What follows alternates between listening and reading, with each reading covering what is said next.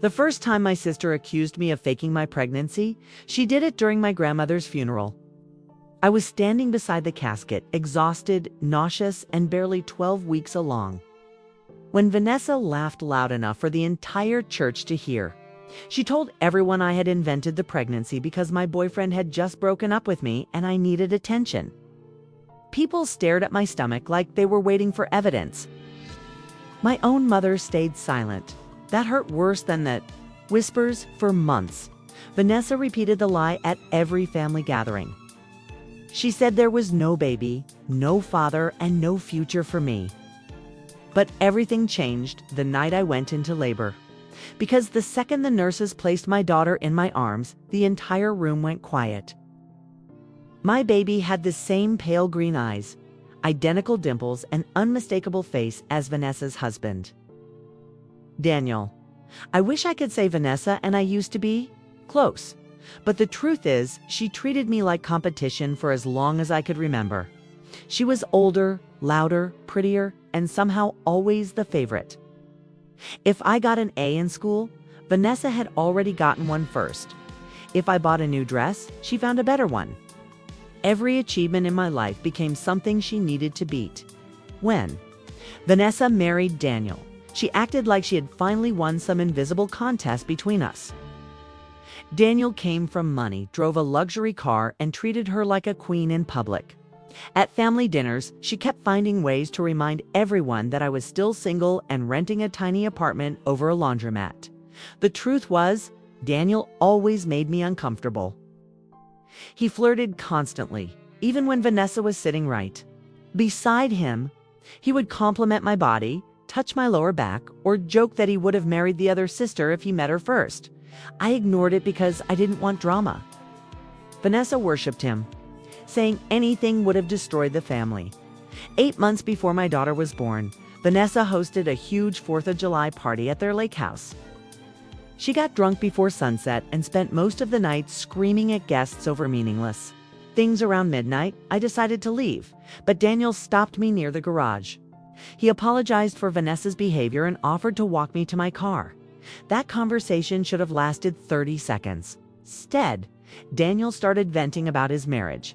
Kay claimed Vanessa controlled him, insulted him, and cared more about appearances than love. I told him I didn't want to be involved. Then he kissed me. I pushed him away immediately. I still remember how disgusted I felt. I drove home shaking and blocked his number the next morning. 3 weeks later, I discovered I was pregnant at first. I convinced myself the timing had to be impossible. My ex-boyfriend Marcus and I had broken up around the same period, and I desperately wanted the baby to be his.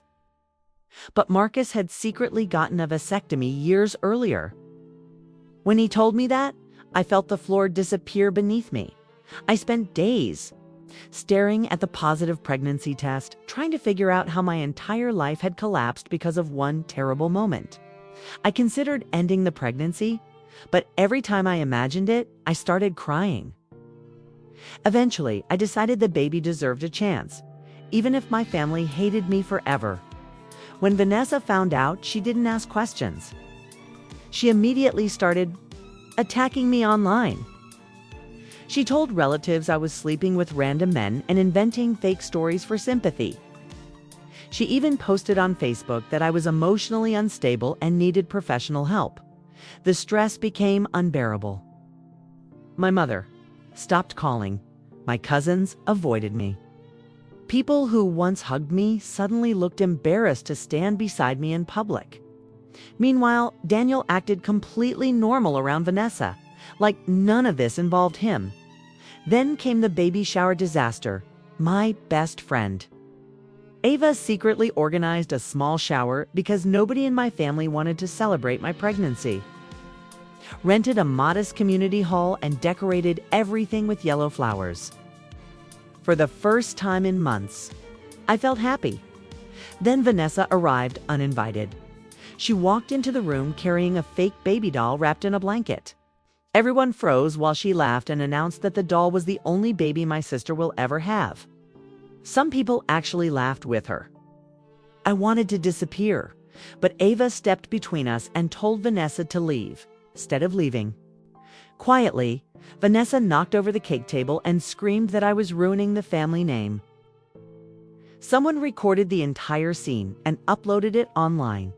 The video spread through our town within days. After that humiliation, I stopped speaking to almost everyone. Labor started 3 weeks early during a thunderstorm. Ava drove me to the hospital while I cried from pain and fear. I remember gripping the hospital bed, wondering how I would raise a child completely alone. Then Vanessa walked into the delivery room. Apparently, my mother had called her after learning I was hospitalized. Vanessa stood near the doorway with her arms crossed, already prepared to mock me again. Daniel arrived 10 minutes later looking pale and terrified, the moment my daughter was born. The atmosphere changed instantly. One nurse looked from the baby to Daniel so many times that even my exhausted brain noticed. My daughter had thick, dark hair, green eyes, and the exact same crooked smile Daniel had. Vanessa stared at the baby without blinking. Then Daniel started crying. Not normal, emotional tears, panic. The kind of panic that makes someone look trapped inside their own body.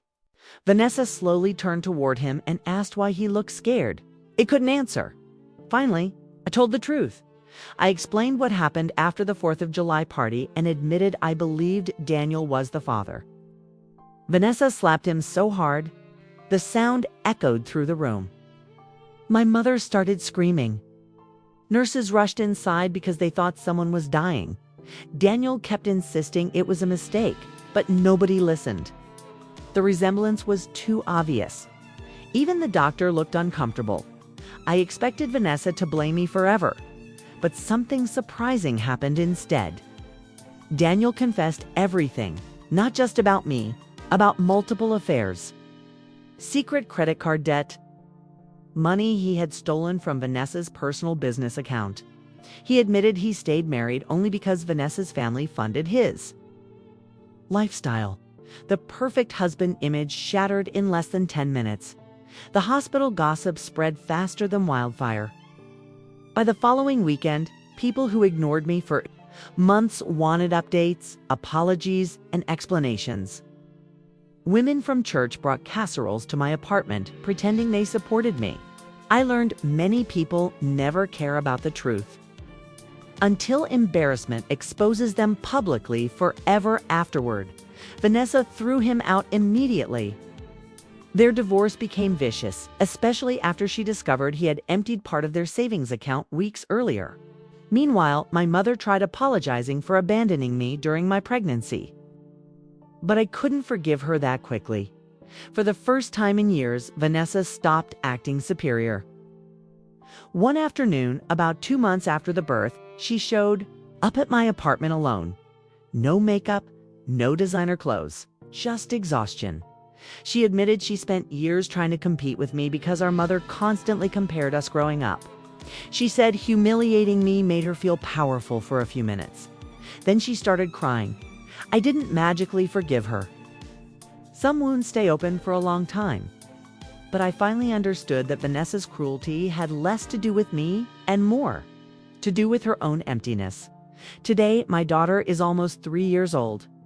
Daniel pays child support, though I barely speak to him beyond legal conversations. Vanessa and I still aren't close, but we're learning how to exist without destroying each other. And sometimes I think about that delivery room moment when everyone finally realized the woman they called a liar had been telling the truth all along, for years. My family treated me like a joke, a mistake, and a desperate woman inventing stories for attention. But the truth exposed itself in one single moment nobody could deny. I didn't get revenge through screaming, manipulation, or public humiliation. I got revenge by surviving long enough for the lies to collapse on their own. Watching the people who abandoned me finally face reality was more satisfying than anything I could have planned. My daughter gave me a reason to rebuild my life without begging anyone for approval again. And that became the greatest victory of all. If you enjoyed this story, comment and tell me what you would have done in my situation. Would you ever forgive your family after something like this? And if you want more emotional revenge stories with shocking twists and satisfying endings, make sure you subscribe and turn on notifications for the next story.